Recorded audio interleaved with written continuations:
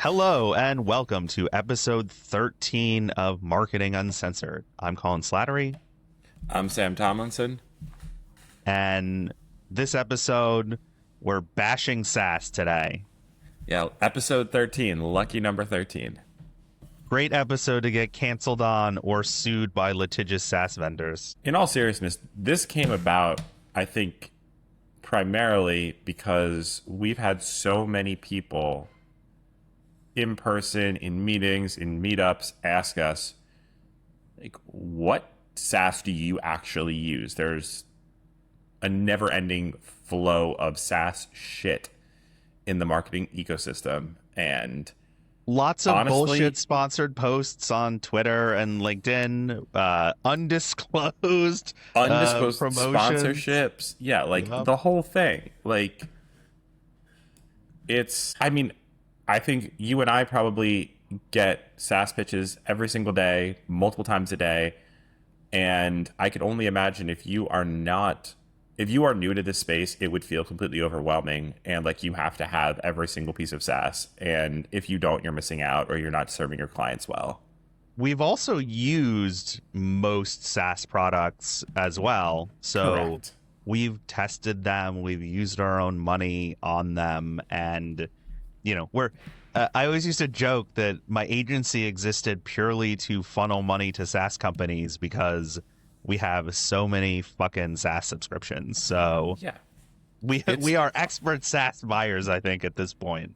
Yeah. So I think the way we're going to go through this is we're going to talk about what we use, and we're going to talk primarily about how we manage it, like what we look for, how we manage it, how you deal with it, and go from there. So I will say before we get started, you had an incredible thing that you do to manage your SaaS subscriptions that you told me about yesterday. Oh, And yeah. I think it's something I'm going to implement, and I think it's something that you should share with the class because Oh, I think it's boy. actually a brilliant fucking idea. So for all of our SaaS, we have, we use corporate Amex cards, and Amex allows you to create virtual cards. So we just create a virtual card for SaaS. Just like Ramp allows you to do this, Amex allows you to do this, Capital One, Chase, they all do it, right? Every SaaS subscription must go onto one card. That has to be a rule. Because what happens if you don't do this is that every team or every group will have their own card and they'll put their own SaaS on their own card, and all of the SaaS charges just blend alongside the ad charges and the client dinners and the client gifts and all the other bullshit that you charge to your corporate card, and you never see it because in your 12-page Amex bill, there are 24 SaaS charges buried amongst the weeds. And there's no way that you can actually go in there and be like, what am I actually paying for? What we do is put them all on one card so you see everything. And then every 6 months or so, I just cancel the card. And we And see who if people complains. don't complain about software, it wasn't necessary at all. Correct. And we basically limit the expenditure on on the software. And I Because think that is a great point to get to, which is SaaS bloat is real. It's a problem. If you don't evaluate your SaaS subscriptions, it will be a shitload of money. And none of them are generally that expensive individually. But when but you it have adds up. 50 different things that you pay for, it's $100 a year, it's $300 there. All of a sudden, your SaaS subscription is $8, $10, $15,000 a month, and a third of it is completely unnecessary. Yeah. That is 100% the problem.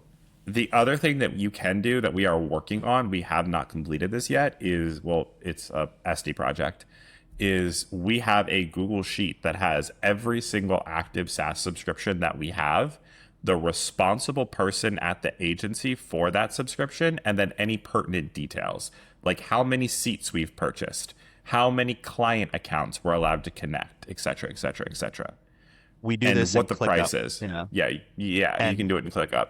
I mean, and here's one other thing that you definitely want to keep in there. When it's an annual subscription, your annual renewal date, yeah, cancel that shit.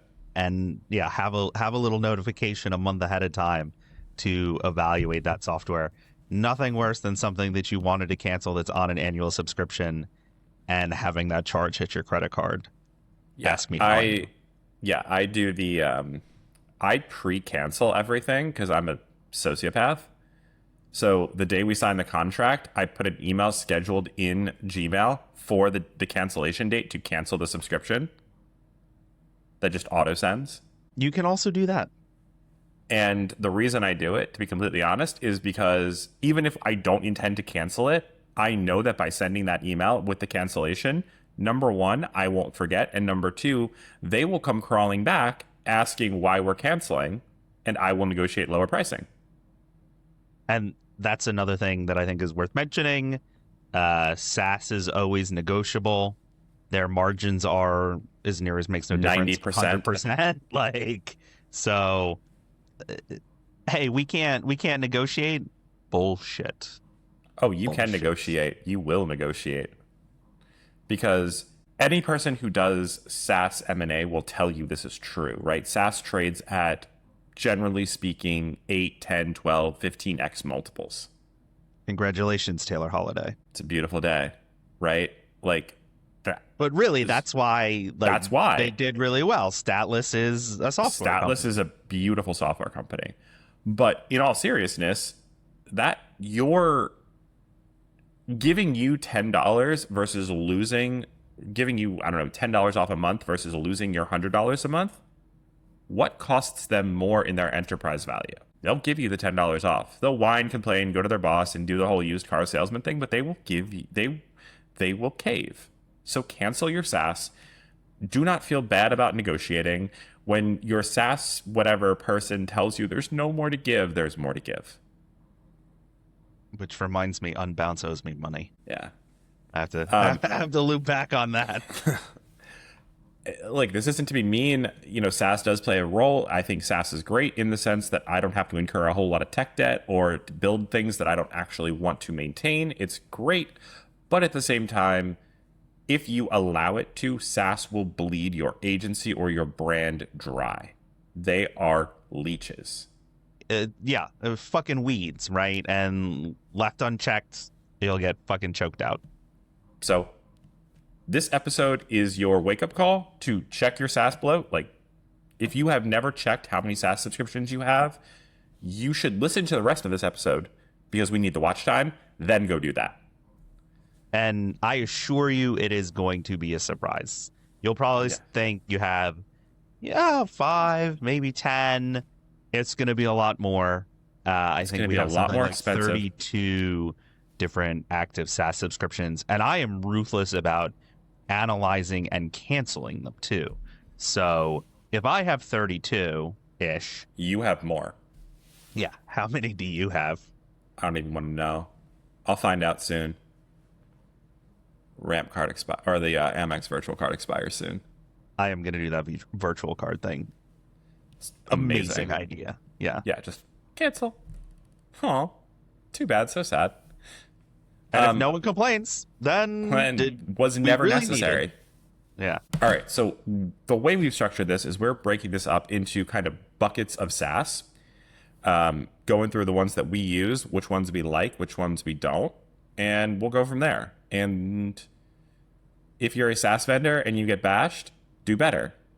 And if you're a SaaS vendor that we like, we are not sponsored by any of these SaaS companies. That is true. This is places where we actively spend money or don't. So, yeah. All right.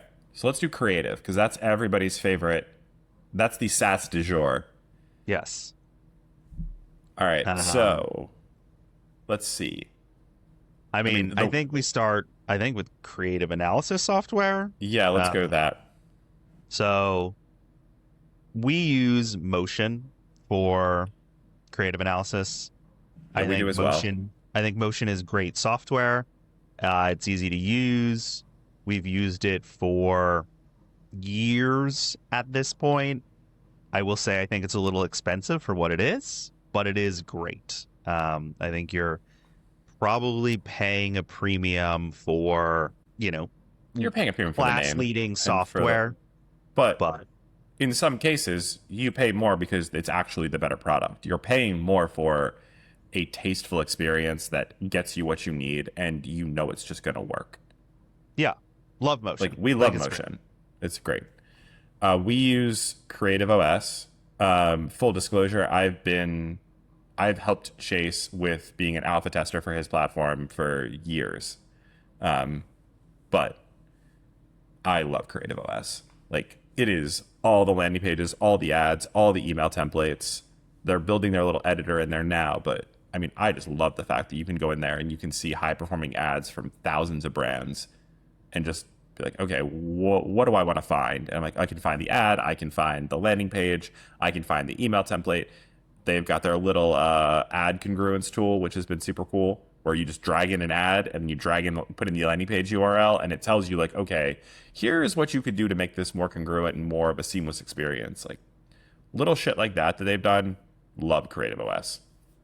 So we don't use Creative OS, which maybe we should evaluate it. But kind of in that same vein, at least on the ad side, we use Foreplay for competitor analysis, finding nice high performing ads. I think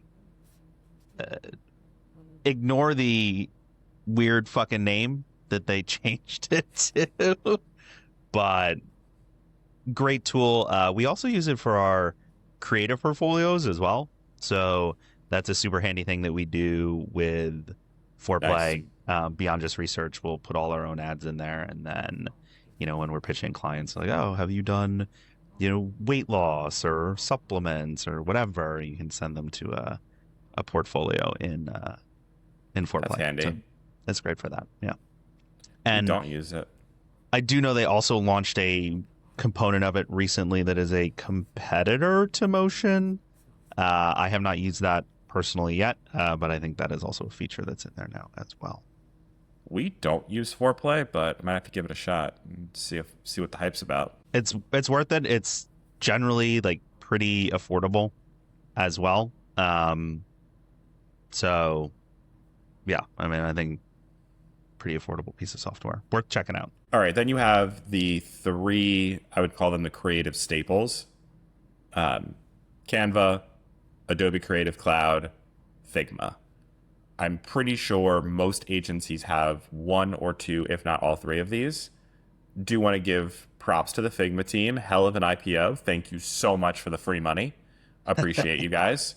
Figma's great. I love Figma. Figma is great. Was a brutal allocation to get in the IPO, but I did get some, so I'm very happy about that. You very much. Yeah, I'm very happy about that. I did not get the full allocation I wanted, but I did get some, so some is better than none. The amount of salt that I have right now is quite high. Quite high. Yeah. But I'm I actually think, legitimately pretty irritated. Yeah, that was a good one. I think every designer that I've talked to absolutely loves Figma, which was kind of why I really tried to get an allocation in the IPO. Our design team absolutely loves Figma. Yeah. It's a great fucking product. And you know, very different from the next product that I want to talk about. Reasonable pricing, non-predatory pricing structures, which leads me into the direct opposite of it. Darth Vader himself, Adobe Creative Cloud, which is a necessity for anyone that's doing any creative at all. But just, I think, perhaps the worst company in the world to work with that's a software vendor. Just impossible to get out of contracts, brutal pricing, basically impossible to cancel. And if you cancel like a day before, they'll charge you like an extra year. Or if you just awful. They're miserable. Like, it is a necessary evil, but please be aware it is evil. Evil incarnate. Yeah. Well, there's a reason I own Adobe stock. I have a thing about buying companies that screw me over that I have to continue to get screwed over by. So Adobe I own a lot of it. is one of those. I own Adobe, I own Microsoft, I own Google. Like, these are all companies that screw me over royally. I own a lot of United Healthcare, but in fairness, that was more of a catching a falling dagger. But yeah, it's Adobe is cannot be avoided, it cannot be unfortunately. avoided. It is inevitable. And it's been It around is forever. Everyone knows how to use Photoshop. Even I can use Photoshop just because not well. just not well, but I had to use it once upon a time and can still use it. But yeah, And then I'm there's the sorry you forgotten. have to have the license, but you Yeah, do, you do. And then there's the forgotten middle child in here, which is Canva. which we have, but I'm not sure why, to be honest. Yeah, Canva's kind of the forgotten one in the middle. Okay, we get into Air. We've used Air in the past. I have several clients that use Air. It does its So job. It's fine. we're active Air users. We've used Air for a few years. Air is like creative organization. There is an Adobe product, which is an additional Included in the suite. upsell on Oh, your of course creative it is. cloud. Of course it is. Yes, and it like pushes you into a new tier or something, which is why we don't have it. It is, it's great software. I really like it. I think we also use it for creative review with clients. It is excellent for that as well.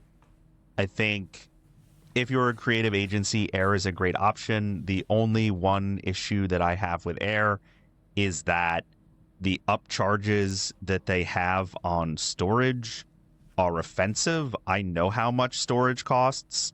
It costs almost nothing. It should not be another $350 a month for an additional terabyte of storage. Like, that bothers the shit out of me. Yeah, that's offensive. Yeah. So that's my one complaint about Air. We do use it. It is great for what it is.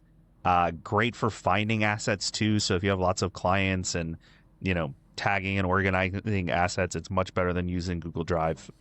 But if you need a lot of storage, your costs are going to escalate quite quickly on that. Good to know. All right, and we use Opus Clip. We do use that for this show. Actually, our team uses that. What is Opus Clip? So it's like content deployment. Basically, Okay. you make shorts, you make reels. It just makes it so much easier to create, edit, upload, manage shorts and reel. It's an AI powered tool, but it's really great. It gets you 90% of the way there. Yeah, there's like some final refinements you got to make. It clips the audio. It gets everything you need to basically upload your shorts, your podcasts, your whiteboards, like whatever it is. It's a really nice little tool, and it's very affordable from what I remember. I haven't like looked at the credit card, but I remember thinking, oh, that's not bad. For the amount of hours it saves you on the video editing side, it's a really nice product. So, use case for this, is it like great for creative agencies? Is it mostly for content creators? I think it's both. I mean, I would say, if you're a content creator, you should have it, because if you are recording content like we're doing right now, you're recording whiteboards, you're recording instruction, you're recording, YouTube shorts, whatever, it clips it up, shortens it down, gets you the audio you need, basically handles everything and does that. If you're an agency or a creative agency and you're trying to make those high impact shorts, you're trying to get the volume of creative that you need, it'll save your video editor, for each batch of shorts an hour or two. All right. Well, that adds up, right? And it's like I think it's 175 a year. I mean, so it's really not bad. Sign me the fuck up. Yeah, it's a solid product. So okay. I guess any other last creative ones before we move into the next section and what I imagine will be the section on YouTube where it shows the viewership spike? Yup. All right, so here is the next section, right? We talked about something that was a creative tool with AI in it. This is the AI tool section, because every agency now has like an entire P&L line item dedicated to AI shit. And so let's get into it. This doesn't even include AI consultants. This is just the software. This is just the software. You need the people to tell the software how to work. And for some shit that's supposed to take over the world, it's not doing that good of a job. So, all right, let's do the basics. ChatGPT. ChatGPT. Yes, you need to have it. Go buy the whatever dollar plan it is now. I honestly, what is it, $20 a month, $30 a month? I Yeah, guess they have the $200 a month plan, which we might have I think the we have deep the research $200. plan. Yeah, we have the $200 a month plan for the deep research and the early access to GPT-5 or whatever it is. I'm sorry, the Pro plan. That's what getting that data real time. I feel like a news anchor. Yeah, we have Um, that. I think I would even step back and just say you're going to spend $500 to $700 a month on AI software, probably, Yeah, that's just about right. because you do kind of need all of them, at least right For now. now, yeah. Yeah. And the other thing to bear in mind is that if you are using API calls on any of your AI software, that monthly bill is going to pale in comparison to your usage charges. Uh, yeah, when you start getting the Yeah, token, yeah. the When tokens add up. the tokens add up. Like it looks so cheap, and that is not cheap. Um, and warning to people who don't have, if you're vibe coding AI API tools, you Set can limits. you can vibe code yourself into a very, very, very large bill. Yeah. Um, Okay. So Next on the GPT core, mandatory, right? Then yes, you 100%. have, I think, the next one is I think most agencies have this, which is Gemini. Usually, you just get it through Google Workspace because you don't suck and you don't have Outlook or Exchange. You have Well, Workspace. they bundled it in for a 25% increase that was not optional and that we couldn't opt out of. So you got So you have Gemini it. whether you want it or not. I mean, look, I like Gemini. I think Gemini is the best of the models right now.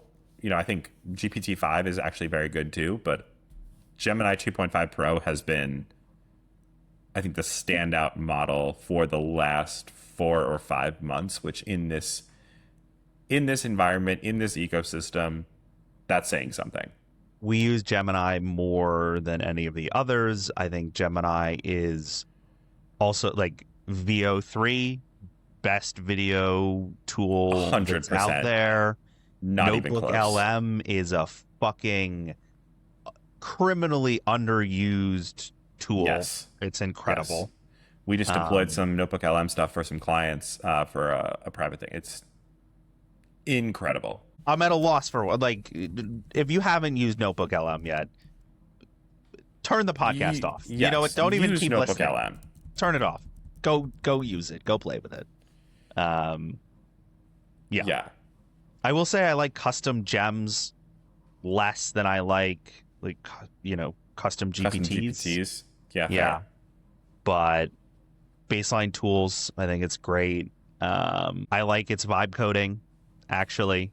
I know, dabble with Claude Code. I don't use GPT for any sort of coding at all. Use Gemini or Claude Code. Yeah, that makes sense. Um, I mean, Gemini is it's so fucking good. it's great. And I think it's the best base model currently. don't think they're gonna lose. Like, Yeah, I mean, it's we've not like talked they're gonna about get this. worse. This is why we're Google shareholders. Yeah, it's such a good product. And VO3 is legitimately way it's- better than that's- anything else. But I mean, what do people expect? Like, Google owns access to the largest video platform in the history of technology. Like, did we really think they weren't going to be able to turn that into some good outputs? Like, really? They also have more data than anyone else. They've got every Exactly. Google search that's ever happened. They've got every conversation that's ever happened in Gmail. They Like- have some companies like entire balance sheets in Google Sheets. Like, how many The structural advantages quintillions that of fucking like emails do they have? Like, I don't they know, have but the most data. The structural advantage that Google has is without precedent in the history of capitalism. Yeah. And I do think that people who aren't using Gemini are Well, they're missing setting out. themselves at a disadvantage because, and I think this is an important point to get back to, all of the LLMs are slightly different. And so the prompting that you have to do with the LLMs is going to be slightly different.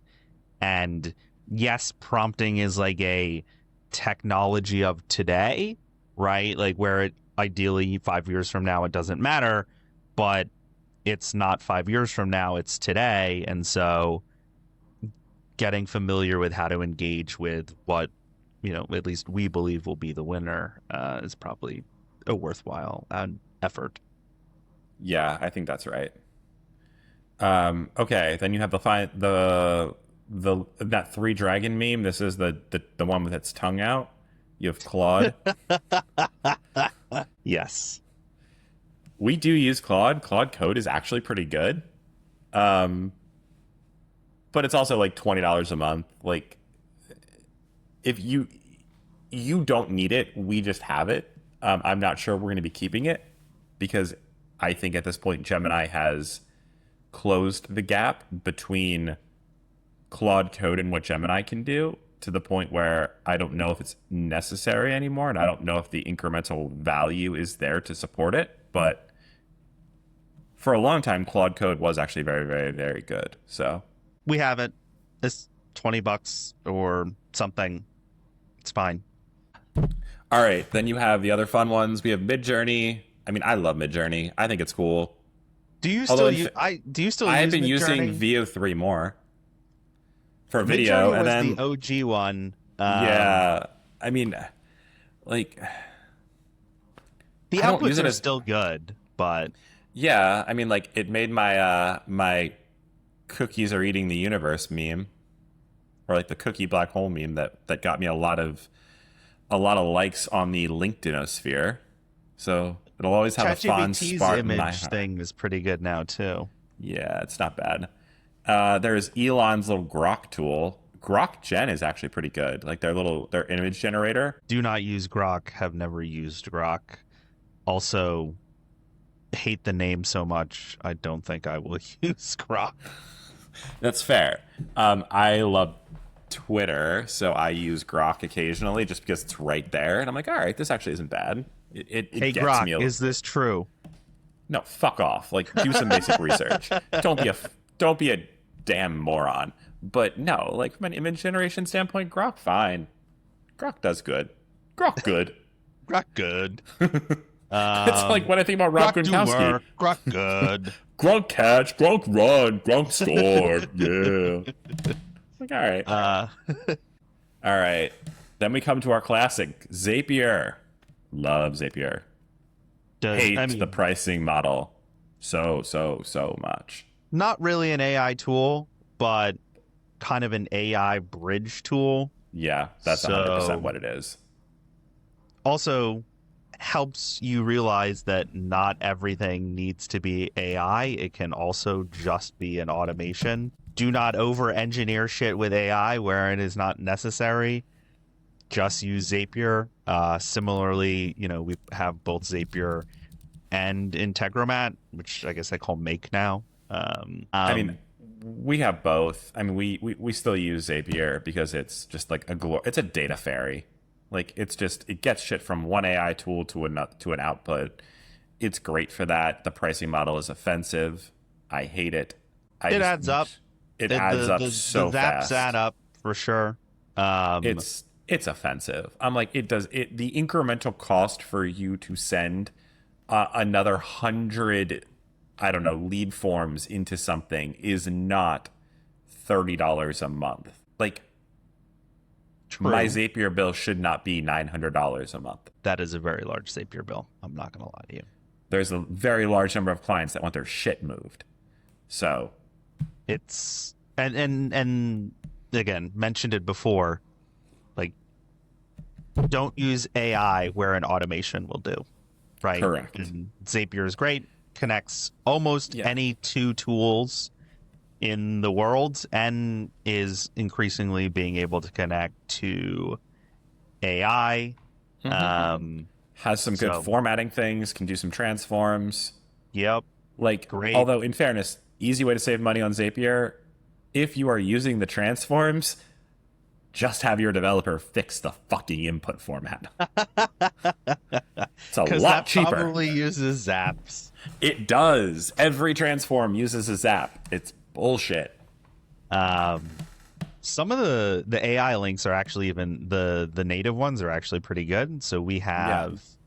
uh we have a calendar one where it will look at all the meetings that I have that day, and then it'll research them on the internet and tell me about who I'm having a meeting Ooh, I with. want that. So it's I pretty want cool. that. Tell me that. Yeah. I'll just send it to you after the episode, but yeah, it's super helpful.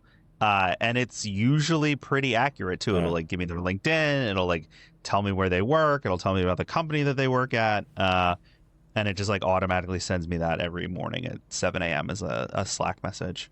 Ooh, yeah. Send me that because I'm gonna make Esty get it. Yeah, it's I want great. that. I want that It's in a my life. fantastic automation. I want that in my life so much. Okay, so zaps are fun. Zaps are expensive, but zaps are kind of essential. So Yeah, I think if you if you're running run, a business, you have you to have have Zapier. Zapier, Yeah, Zapier, 100%. Zapier, how the fuck you say it. Bad branding, great product, Yes. offensive pricing. All right, now to the other fun section. Ad ops. The thing that every agency needs to have and no agency actually thinks about. Do So you there need to is, have them? I mean, I think if you are running Google Ads and you do not use Editor and you cannot use Editor, you should not run Google Ads. Like, You know the best thing about Editor? it's fucking free. Yes, it is. Also, 100% necessary. Uh, if It's a you have great to piece of edit software. 180,000 keywords, there's only one place you're doing that, and that is in Editor. Yeah, Editor is a phenomenal piece of software. Like, it is absolutely fucking wonderful. Once you learn how to use Editor, you never have to log into the Google Ads interface again, except to like add negative keyword lists and dumb shit that they don't let you batch edit with Editor. One thing I will say about Editor, though, is I'm shocked that Google has kept it and not killed it, because it feels like something that Google would want to kill, It feels like a and cheat code. somehow still there, still working. They have no documentation on it, basically at all. So the only way you learn Editor is by By using doing it, Editor. or you have someone internally who can teach you how to do Editor. That's it. Yeah, I love Editor. Just full stop, full send. Editor is the fucking best. All right, next one. Full disclosure, they sponsor my newsletter.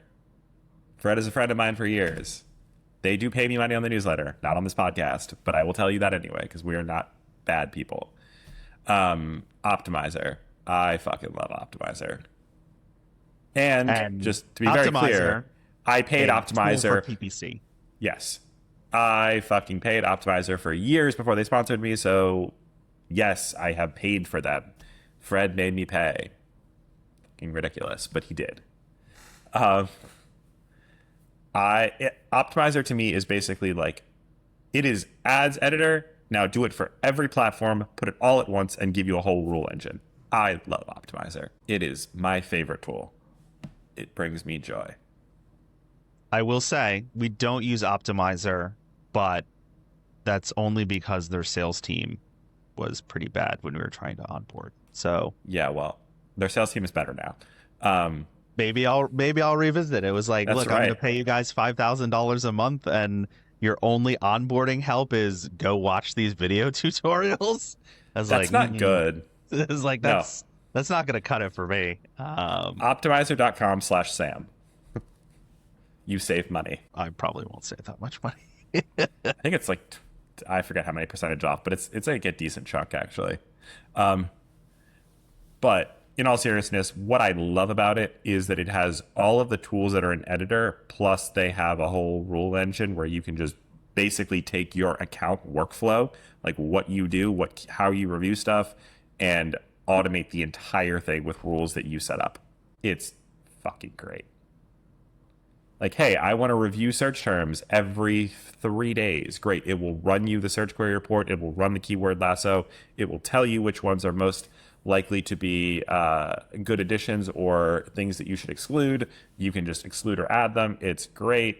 I want to increase budgets automatically every hour if whatever this happens. Great. I have a spending cap of this for the account. Great. I want to pause low performing ads after 30 days of data. Great. I want an alert when, there's an ad disapproval sent within 5 minutes. Great. It sends you an email. Like any possible if then conditional in any ad account, it does for you at scale. And saves you a lot of time from writing the scripts yourself. Yeah, basically. It's glorious. I think there's a couple other tools that are like similar to Optimizer, right? Analysis being Analysis is great. We also pay for Analysis.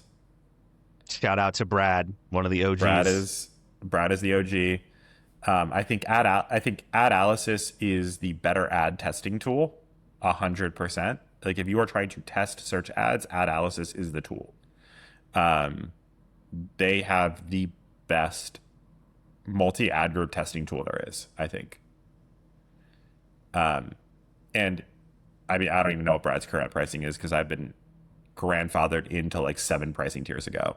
So it cost me like $99 a month for like Brad's stupid premium program, which is just funny to me. But also, if you ever have a serious issue with Google, like something is seriously broken, Brad is the person you want to call because that man can. He has got compromat on all of the Google employees.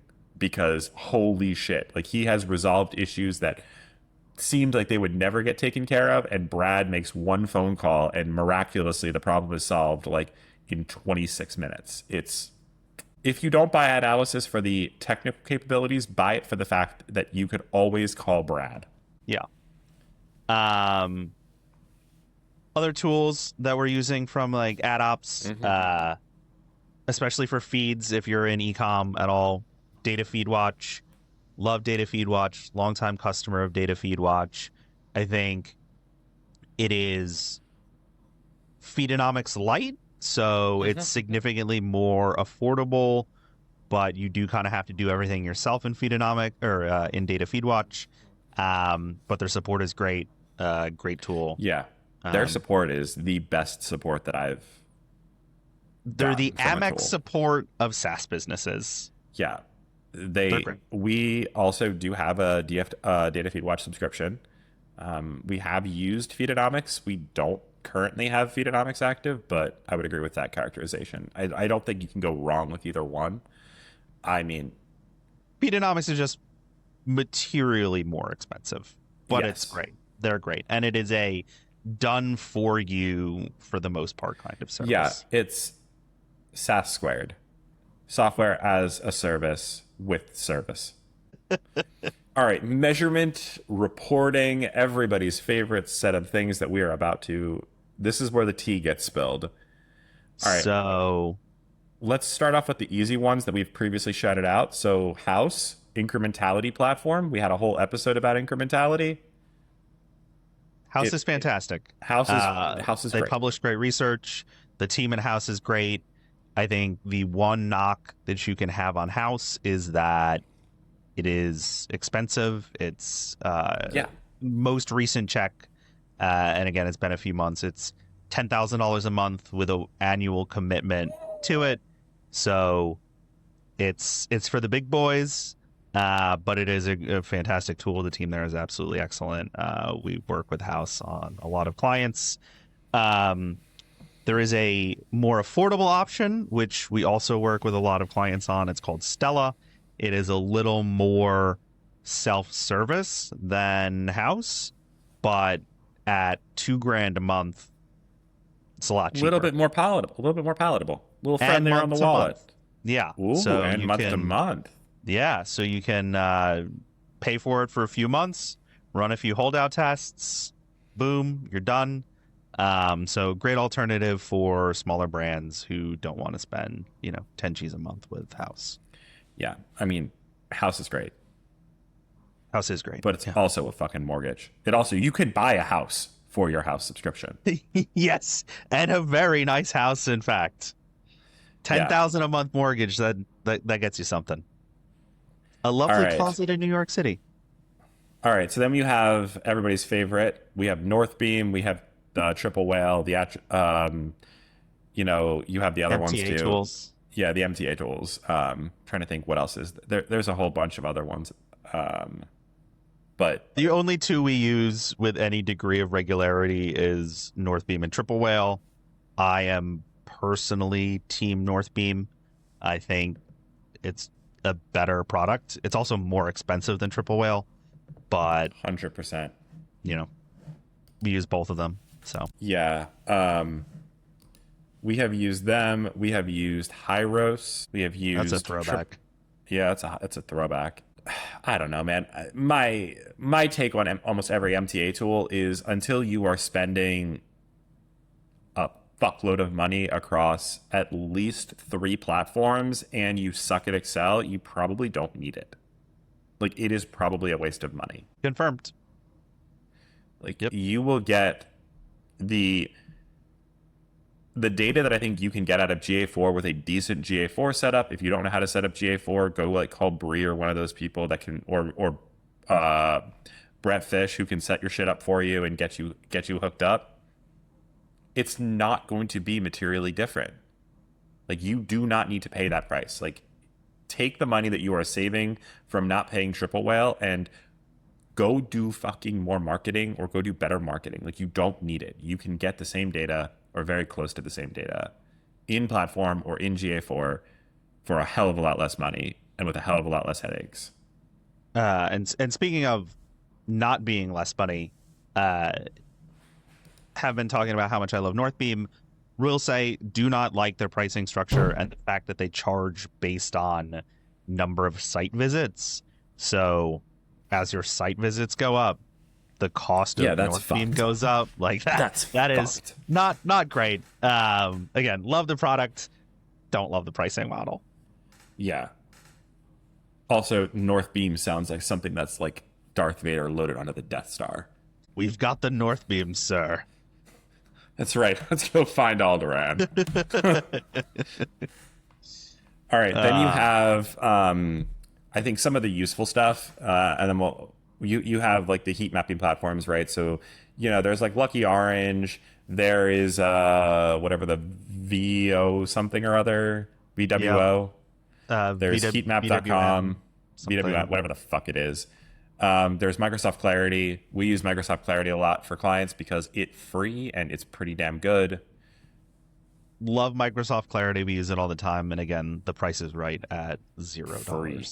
If you do want a heat map platform, I have done some consulting with them in the past, but heatmap.com is fantastic. That's Dylan Ander's product. He and Chase used to work together. Chase from Creative OS. Dylan's great. Dylan's great. Dylan's a super smart dude. He does some incredible work on CRO, and he's actually built a really, really cool platform with heatmap.com that I've gotten to play with and have used that. And the thing that I like about it is it basically makes the heat maps actionable, because I think the biggest blocker for most groups is that they see these heat maps and I don't know what the fuck to do with this. Well, you get into heatmap.com, you set it up, and all of a sudden it's like, here is like our CRO engine that we have because we ran a CRO agency and we basically just uploaded all the workflows. And it's like, here's like the 7 tests you should run. You're like, oh, well, that's neat. Like it makes it useful, which I think is a cool thing. And if you're an e-com, they do have your they recently rolled out Heatmap Analytics, which I got to get a demo of, and it's really fucking good. It's basically, if you were a fan of Universal Analytics, it is Universal Analytics again. You just click a few buttons and all of your old UA reports and all of your old funnel reports just appear for, I think it's $30 a month, $29 a month. I don't even know how much it is. It's cheap. Honestly, every single business should just sign up for that. Because it's fucking fantastic. How many of you have actually learned GA4? You haven't. Yeah, none of you. So it's probably worth going back to straight out UA. of the box. You literally just, it's the easiest setup in the world. It's so easy. A junior caveman PPCer can do it. A junior PPCer can do it. Is there a difference? But anyway, heat map is fucking great. You should get heat. If you have not tried it, it is worth $29 and 20 minutes of your time to check it out and see if it can actually do things. Because again, we have no sponsorship or affiliation with them anymore, but love their product. All right. Then we have reporting tools. I mean, I think this really comes down to a couple buckets. Obviously, there is the OG free, which was Google Data Studio, which has been rebranded as Looker. Still use it. Still totally good. The price is still right. Still need to pay for some of the bridges with like Yes. Supermetrics or Funnel.io or whatever. But Correct. great tool, But it's a easy to great tool. use, and again, There's a huge. I think the criminally underrated part of Looker has always been their template gallery. Like I think most people they see like the basic templates, but there is an entire gallery of reports made by other people that you can access. And like most platforms even have pre-built Looker templates. Like I know Optimizer does. I know Analysis does, and you can just get them and use them and rebrand them for yourself. It's delightful.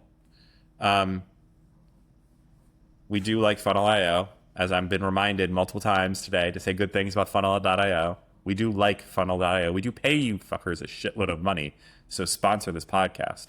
those data bridge tools are offensively expensive.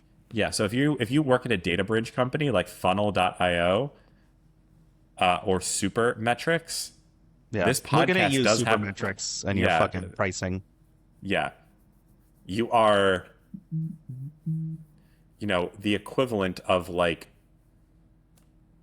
chemotherapy. We do not enjoy you, but we recognize that we need you to survive. I can hear your phone ringing, by the way. My phone's ringing? It's on silent. I mean, I heard vibrating. Oh, holy shit. This Yeti mic is out of control. Like, holy yeah. Holy shit. I can hear your heartbeat right now. Fucking tinny. All right. Anyway, so yeah, basically, it is marketing uncensored after all. Yeah, I would say every data bridge is basically like chemotherapy drugs. Like we know we need you to survive, like so we will pay you, but holy shit, you don't have to be so offensively priced. But if you would like us to say nice things in a scripted session, we are happy to accept you as a sponsor. And they have the money for it because I know how much I pay. Yeah, because you've extracted it all from us. Okay, then there is the premium version of Looker, which is Tableau. We love Tableau. We do have Tableau. We've used it for years. It is just fucking great. I know Jessie on our team swears by it. She loves it. And the big thing for that is really just the ability to connect outside databases and connect disparate data sources with their joins is fucking great. It's amazing. I love it. You can bring in CRM data. You can bring in ads data. You can create, different joins and different pivots and different views and actually see what's going on and show clients in real time. Like, here's what the ad account says. Here's what the CRM says. Here's what's going on. You can also connect in your forecasts and your projections and show them how all these things come together. But you do pay through the teeth for it. So that's how that goes. All right. And then we have, this could probably be its own section, but the call tracking. If you are in local services at all, you have call tracking. I mean, there's call rail, there's call tracking. There's call rail, there's call tracking metrics. There's probably others. I mean, just use call rail. Don't be a bad. Honestly, didn't even know there were competitors that existed. I know CallRail's been around forever. Don't actively have a CallRail subscription because we don't deal with local service businesses really. But when we did a lot of it, we used CallRail. And if we do a lot of it again, we'll use CallRail. Yeah. I mean, you have to have it at this point. It's kind of like a non-negotiable. Speaking of non-negotiables, also in comms, That is Slack, and that is the paid version of Slack. Everyone uses Slack Connect. I hate that that is true. It is true. Go pay for your stupid per seat licenses with Slack. Yes, you are paying for AOL Instant Messenger, but that Fuck is what Slack. it is. If there is one bill every year that when it comes, You hate it the most. I hate it the most, it's Slack. I didn't pay for Slack for such a long time, and everyone was kept talking about Slack Connect channels. And yes, I hate that I have to pay hate for this Slack. fucking tool, but you have to pay for Slack, unfortunately. If you work with clients or you work with outside vendors, you just have to pay for Slack. Sorry, like that's it. So yeah, Slack. Slack falls into the Adobe series of my stock portfolio, which is I own the stock because I fucking hate that bill so much and I still have to pay it. And Microsoft Teams. Moving on. Microsoft Teams. Fuck Microsoft Teams. Okay. We use Asana for project management. Have used Asana in the past. We currently use ClickUp. I think they're all mostly interchangeable and mostly mediocre. They all do the same shit. We've used Notion. I do like Notion. I know Raba from Now Vermont actually turned me on to Notion a long time ago because he is a Notion maxi to the max. Like, I really like it. I think Notion's great. We use Notion for some things. I use Notion to keep some of my shit organized, like content, and I think it's offensively priced, but Notion's nice in the sense that I can just like create my own little database of SAM shit and it stays there.